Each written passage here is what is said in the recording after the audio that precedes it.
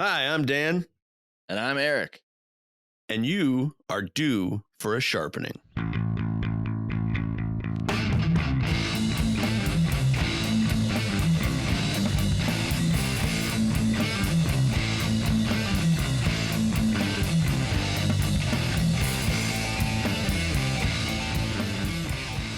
They're coming. When's it going to happen? Dan's over here clearing his throat. And I cleared it. I can He's turn clear. it on and off. He cleared him. I can do it at a couple moments' notice. A couple moments. Mm-hmm. I only need like a little bit of time, you know? Yeah. He cleared him.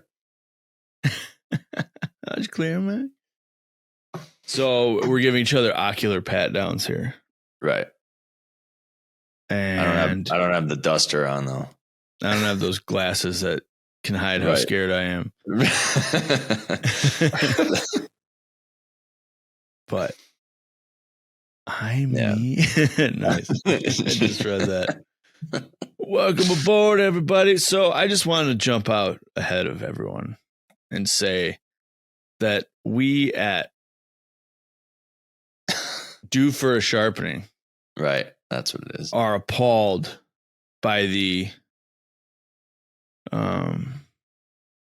the thing, and we have way too much integrity to go after low-hanging fruit, cheap shots at Corey Perry and any of his girlfriends that may or may definitely be related to his teammates.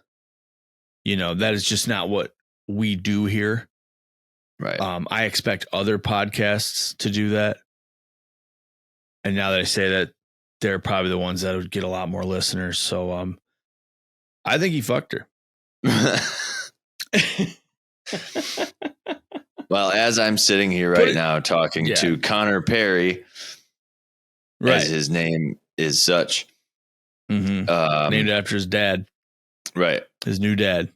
It's always been his dad. It's a billet dad thing. Right. Right. Let's hope so. So there's bad rumors going out there. Are they bad because they're wrong? Most likely. Are they bad because of what they entail? No. I would like to see where the line legally is drawn. If indeed we're talking about, hey, what the hell, bro? You had consensual sex with my mother. I'm on your team. Well, we did it in the privacy of your own bed. Two consenting adults at your house. In your bed. Yeah. Right. The one you spent most of your childhood in. Right. Because he's 18. He's had two beds. Where the one he always had that Perry and his mom met, and then the one he sleeps in now. The one that's shaped like a race car, right? A race car. I was going to say the same thing. It's a race car. Yeah. For sure. Yeah. Mm-hmm. So they fucked in his race car. Vroom, vroom. Right. It made everything go a lot faster. Yeah. Yeah. Self-steering. It was probably like one of those new finagled ones. So tell me, all levity aside, which I'm sure is not what I mean. Also not possible. What the hell is so bad about having a relationship in any way, shape, or form? Consensual relationship with another adult that could get someone whose decision it is to terminate that contract to say, this is what we're going to look to do after this investigation finds. Now, remember, assuming this is what happened, they say we did our investigation. We asked them both. We did like a 60 minutes black light sweep of the sheets on the car bed. Right? So there's definitive proof that a couple people were with Bedard's DNA were doing it in there. I thought you were going to say a couple people were with his mom. Well, you've got Also Corey, possible. you've got Perry. How many people can you fit in a car? Corey Perry kind of has 2 first names. Oh, okay. So does that count? Both of him were with her. Right. But my point is, we don't go out for this cheap, low-hanging, easy, lowbrow, on-the-nose stuff, okay? We're just above it.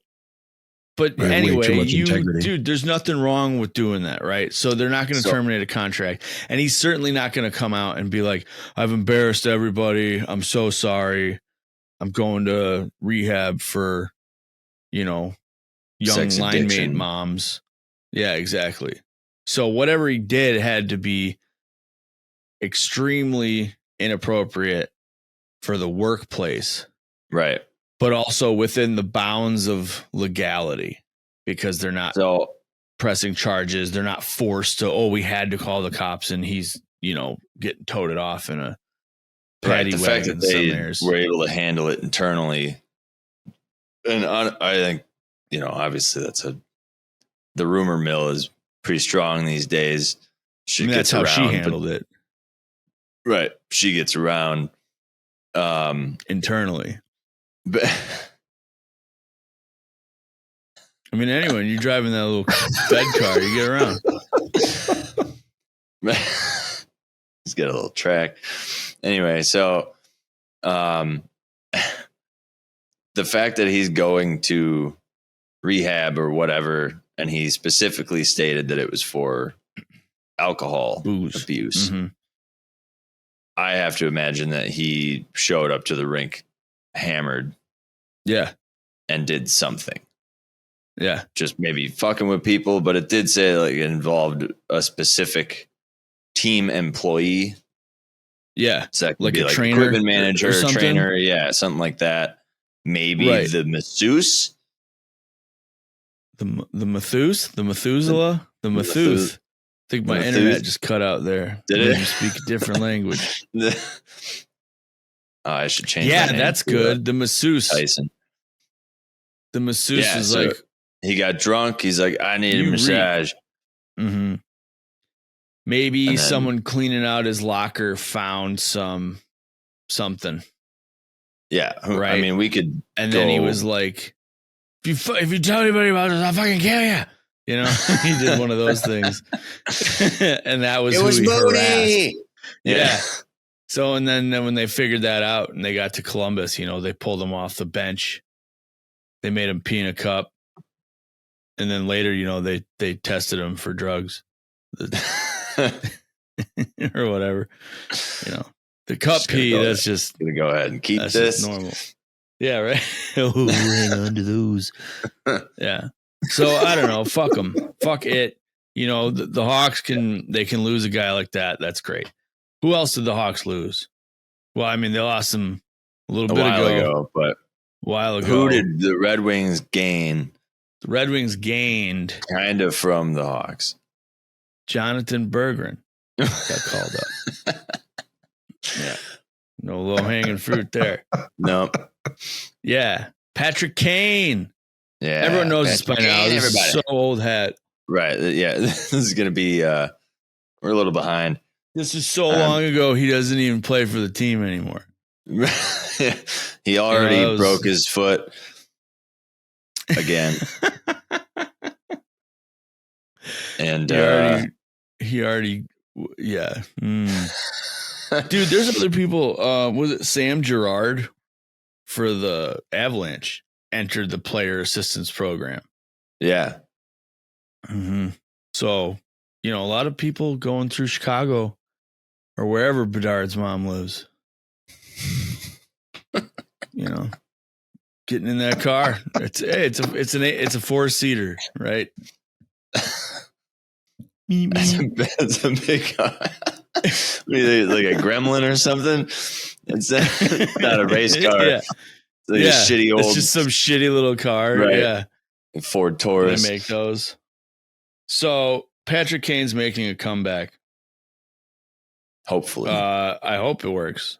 you know. But I mean, crazier things have happened. Right. His time was longer, but there's one that comes to mind in 1993, the 92-93 season. Mario Lemieux was coming off 2 consecutive cups, and you know, the way he scored, man. These guys, when you're like that, you probably take the scoring race seriously when you're both in the run a lot, and it's not just like a guaranteed run away with it. You know, like the Gretzky's super golden years, where if you were like, well, I can, you know, possibly beat Wayne this year. Lemieux's a different animal, right? Dad could talk way better about Mario Lemieux than I could, because like watched his whole career, not like game in game out, you know, because you'd have to see the home Penguin dealios for that. Right. But he was tearing it up. He was like 30 points above the next guy. You know, Pat LaFontaine, Adam Oates, Steve Yzerman, they were all in the running at that point in time. And he had been avoiding getting this lump on his neck looked at. And he finally went to the doctor for it. And they removed it, but they did a biopsy on it, and he tested positive for Hodgkin's lymphoma cancer.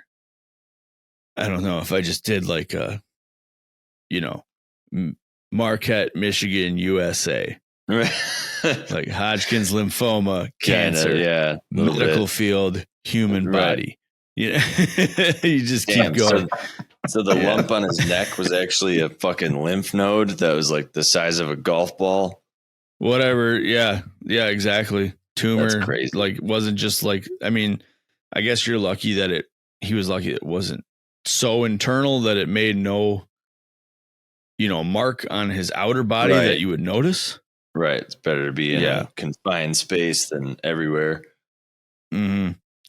But I mean, he was at the height of his career at this time. Like Luc Robitaille famously said, you know, a fire hydrant could score 40 goals on a line with Lemieux. And that's like his playmaking ability. I mean, his scoring touch was so second to none. It really was. Well, I've heard Wayne Gretzky say that Lemieux was the most natural born goal scorer that he had ever seen. Yeah. Yeah. And you don't take that phrase lightly, that term, right? Natural born goal scorer. Like, what exactly does that mean? If you have the puck like within the top of the circles, it's going in. I don't mean that you shoot from there. I mean, that's where you need to get to be like, I can either skate through a bunch of people or I can shoot from here or whatever the hell it may be. But he just had such a natural knack for it that it means 8 out of 10 times you're scoring a goal if you have the puck within there. Like, defending against that is so crazy. I guess you just really don't defend against it when, you know, this guy's racking up 160 plus points a season, just the way that goes. But, you know, at this point in the season, like early January, I think it was, he was head and shoulders above everybody else. But he was told he had to miss time. You know, he made that announcement to the world saying that he, you know, he had to pull his car over a bunch of times on the way home from the doctor. He just crying too much. Because, yeah, that'd be heavy shit. I don't even fucking know. But he did have his back problems prior to that, too, you know? Right. Yeah, that plagued him for, well, like the rest of his career. Yeah. His back was so bad, he didn't practice. And trainers had to tie his skates for him and all that shit because he couldn't bend over. That's crazy. But he'd still go out and score a hat trick. Yeah, exactly. Like that. There you go. Right. It's the drive. It's the ability. It's the amount of work he always did. And the adrenaline too. Yeah. And, they put some good teams together in Pittsburgh in the early 90s. Yeah. That kind of cup year. They had some good players on there when you have Yager and, Trottier, and I don't want to start rattling off guys. I don't remember if they're there or not. But, yeah, so he did 22 chemo sessions over a 2-month period. Now, this, didn't play at all or anything like that during that time. But when he left, he was 30 points ahead of the next couple scorers. But when he rounded out to, okay, I have like 2 sessions left, to him, it meant like, well, I can play now, right? So I don't know if he was like listening to a doctor other than just I'm doing the radiation like I'm supposed to, because his plan was to play. I think they played Philly. Yeah, let me look at this real quick because it's kind of important to see. Yeah, he heard exactly 2 more sessions, and he was like, "All right, so I have like 2 more Advils to take, and then I can, you know, go play the game while I'm on this very minor medicine. It's not like it's chemo or anything." Yeah, right. Yeah, which makes you lose your hair and makes you lose a bunch of weight. I mean, just the muscle fatigue, sick every day, everything. Too. Like you're constantly throwing up, and your body's just in total turmoil. Yeah. So he came back in March 2nd. And from then to the end of the regular season, which was a 20-game stretch. Well, first, let me preface it by saying he scored a handful of points. It was actually his 34th multi-point game of the season when he came back. So he missed 2 months. And when he played that game, which was on the last day of his radiation treatment, he missed the team flight to Philly. Not very far, Philly to Pittsburgh, being there, those states are very close together. But, he missed the team flight, but he was not going to be obviously kept apart from his team. And the goal was to not give up the scoring race. And at this point, like Pat LaFontaine was like mere points behind him, So he pulled some strings and like called a friend and got a private flight to Philly that night. Yeah. So he scored a couple goals, ended up being, like I said, 34th multi-point game of the season. And on the 20-game stretch from that point to your birthday, Eric, of 93. So that's April 1st for everyone who's wondering. Plus 13 days. As I'm reading it right now, not April 1st, April 14th. Real good. So, and I didn't have my treatment today either. So on, that 20-game stretch, he scored 30 goals and 26 assists. Jesus. Which, according to my sources in the field and on the ice, that is the best performance in a 20-game stretch of any player ever. So this coming from the one. So how many players have 20-game stretches they go on? Right? How many players have 20-game stretches they go on that start the last day of their cancer treatment that kept them out of the game and off skates entirely for 2 months? And then how many of those get 50 points in those 20 games? Bananas, dude. Yeah. Just absolutely outrageous. I mean, like at that point, he had to have been, 10 pounds lighter. I remember watching video from that game too. You could tell he did not feel good the first game that he came back. Yeah. like he was, almost looked jaundiced, was probably sweating twice as much as he usually would. Yeah. That's crazy. So what a maniac.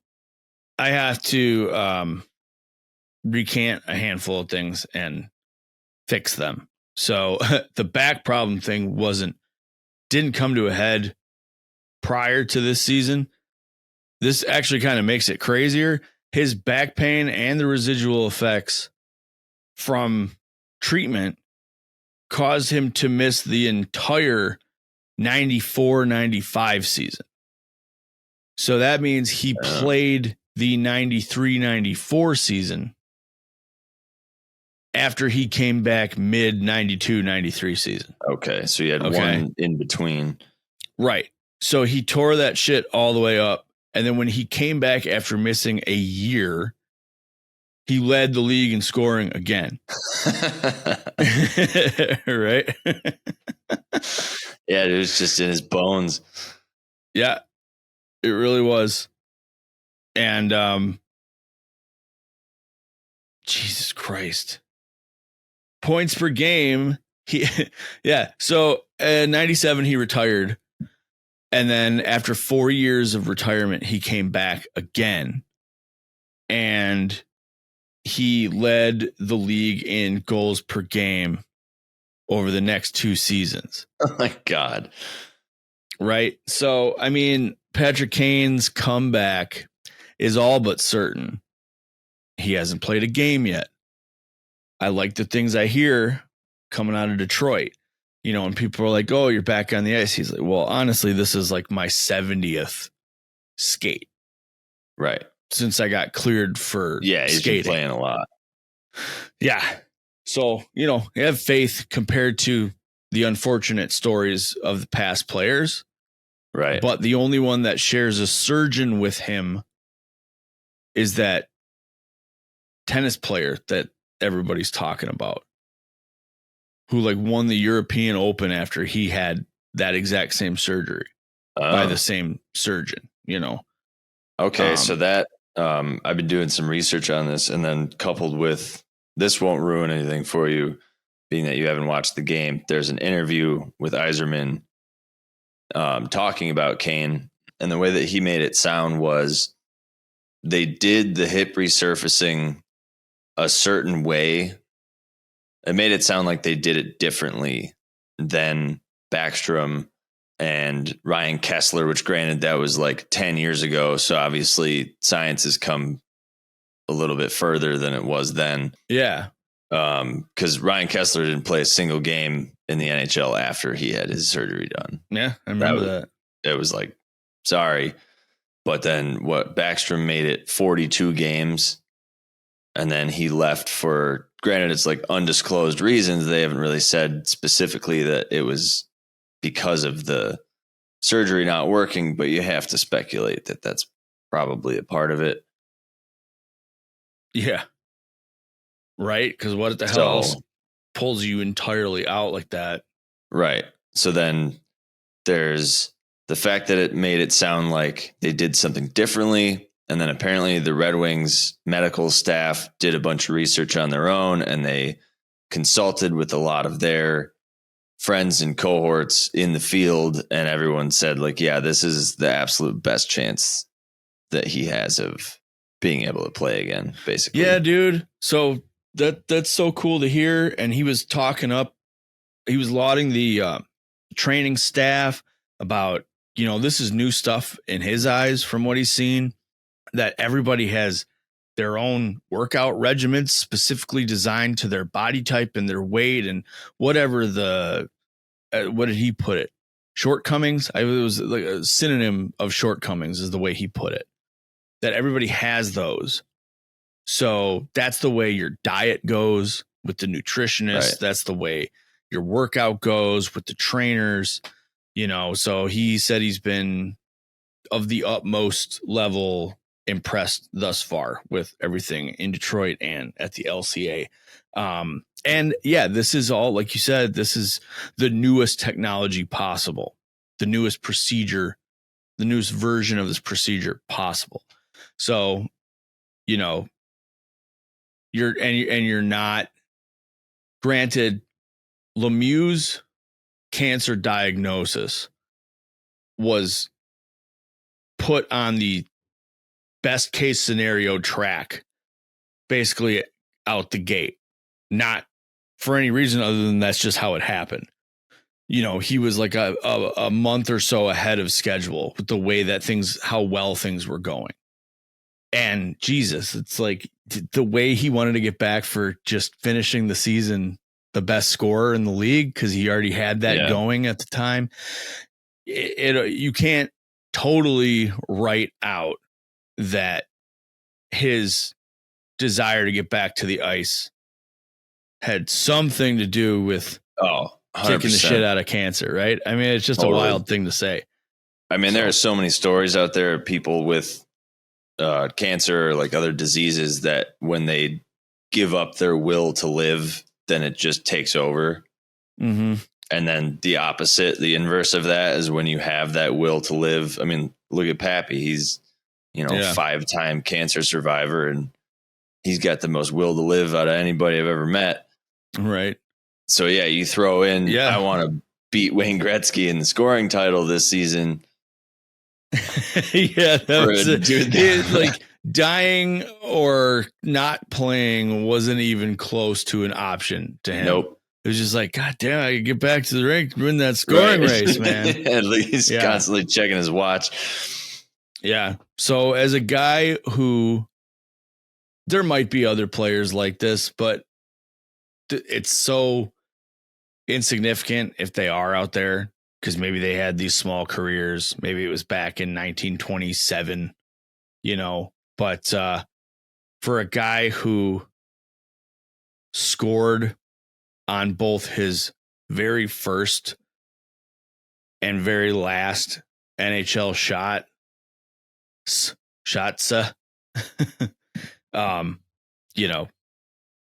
goal scoring and winning the goal scoring title is going to be as good and realistic of a motivation to beat cancer as anything. Right. So I mean, compared to that, Patrick Kane's got like jack shit to worry about. Come out and score 90 points. Did you happen to bring up this topic on purpose? Because tonight is NHL's Cancer Awareness Night. Oh, no, I didn't. You really didn't know that? No, I didn't know that. Quite the coincidence. Yeah, quite the contrary, actually. I did not know that at all. Huh. Mm-hmm. Yeah. We are recording this during my mind works in a bubble, I guess. A bubble that's right and correct 100% of the time. Damn.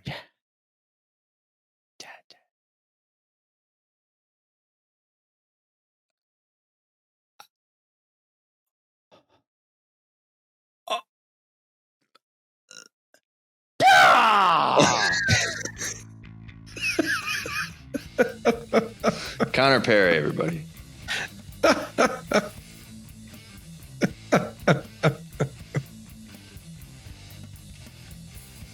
Is that it? That's it. Stick around for our exclusive interview with Gary Bettman from Connor Bedard's bed. There it is. I like the first one better. It's just like, God. Oh, I gotta stop smoking this shit right here. How many people will make it to this point after 30 seconds of nothing? Are we going because we didn't hit the 30-minute mark, or what the fuck? No, I just really wanted to get Howard Dean in there, and it was just spinning. And yeah. Cut that motherfucking desk in half.